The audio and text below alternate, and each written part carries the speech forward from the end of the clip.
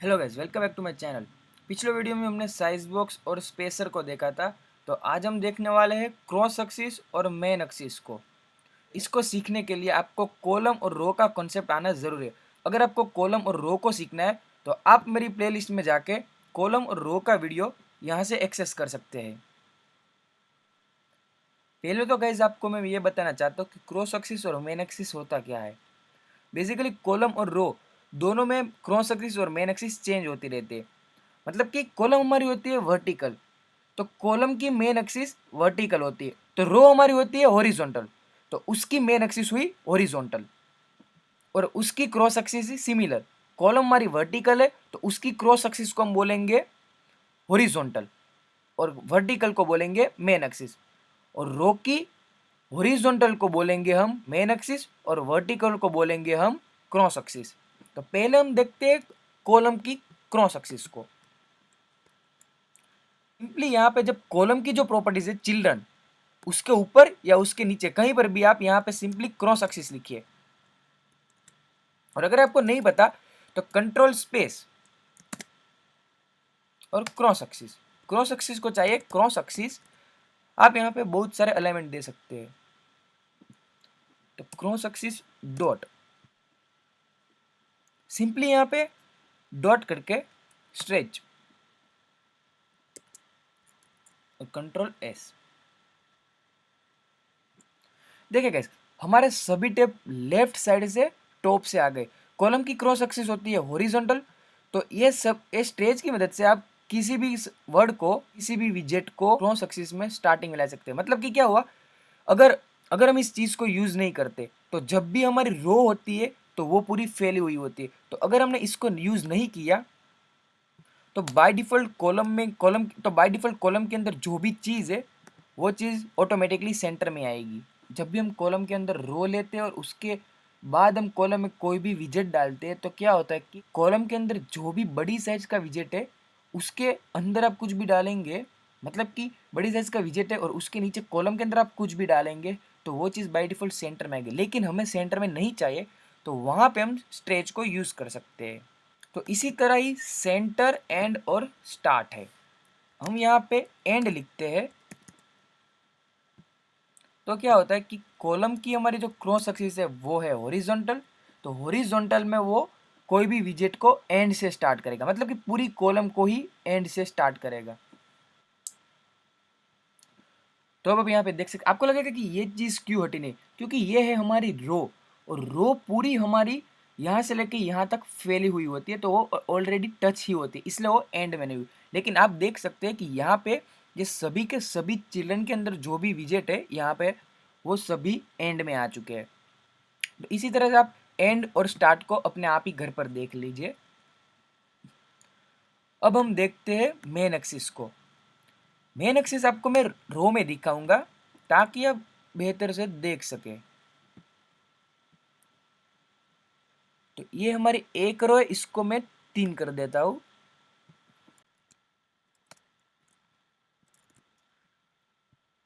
तो यहाँ पे हमारे पास है 3 रो। रो के अंदर हम आएंगे तो उसके अंदर हमारे पास होती है मेन एक्सिस,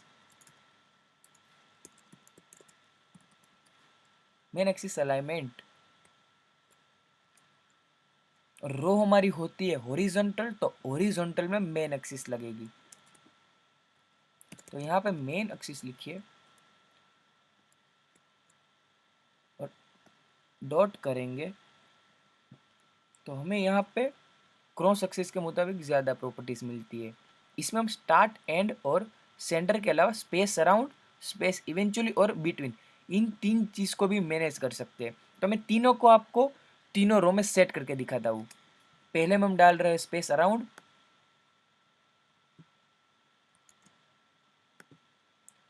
दूसरे में हम डालेंगे स्पेस इवेंचुअली,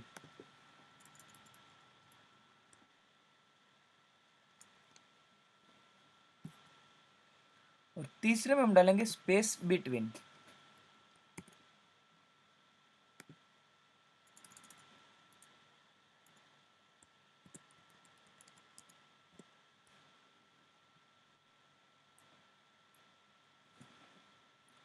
तो गैस अब आप यहाँ पे देख सकते हैं कि ये जो हमारी पहली रो है वो है स्पेस अराउंड।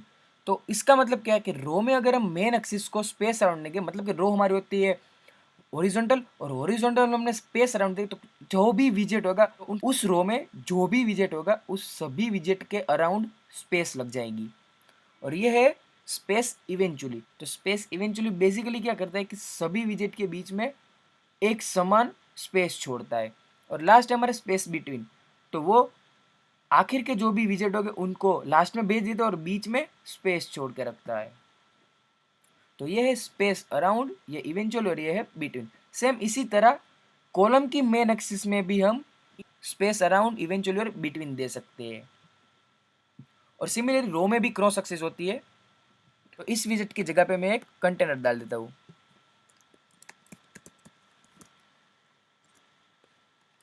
और उसकी मैं हाइट देता हूँ अराउंड 150। ये कंटेनर मैं इसलिए ले रहा हूँ ताकि हमारी रो थोड़ी फैल जाए और आपको पता चले कि क्रॉस एक्सिस में क्या होता है। तो बाय डिफ़ॉल्ट किसी भी रो या कॉलम में ऐसा होता है कि अगर ये रो है तो रो में जो भी बड़ी चीज़ होगी उसके मुताबिक रो बन जाती है, और उसके अंदर जो भी छोटी चीज़ होती है वो अपने आप सेंटर में आ जाती है। तो इसको अगर हमें स्टार्ट से लेना है तो या तो हम क्रॉस एक्सिस को स्टार्ट दे सकते हैं या तो स्ट्रेच दे सकते हैं। मतलब कि ये रो है तो रो की हॉरिजॉन्टल को हम बोलते हैं मेन एक्सिस, और वर्टिकल तो बोलते हैं क्रॉस एक्सिस। तो यहाँ पे इस रो में मैं देता हूँ क्रॉस एक्सिस। क्रॉस एक्सिस और मेन एक्सिस दोनों को हम साथ भी दे सकते हैं। तो क्रॉस एक्सिस अलाइनमेंट में मैं दे रहा हूँ स्टार्ट।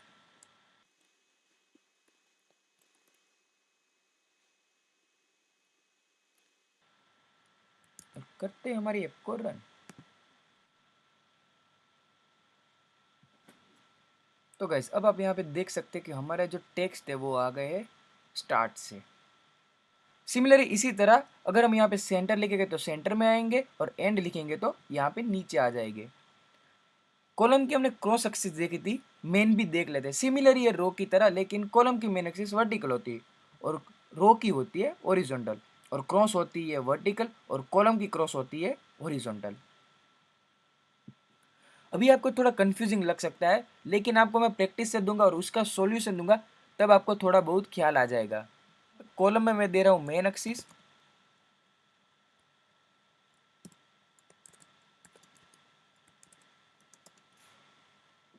मेन एक्सिस अलाइनमेंट, और उसके मेन एक्सिस को मैं बिटवीन दे रहा हूँ।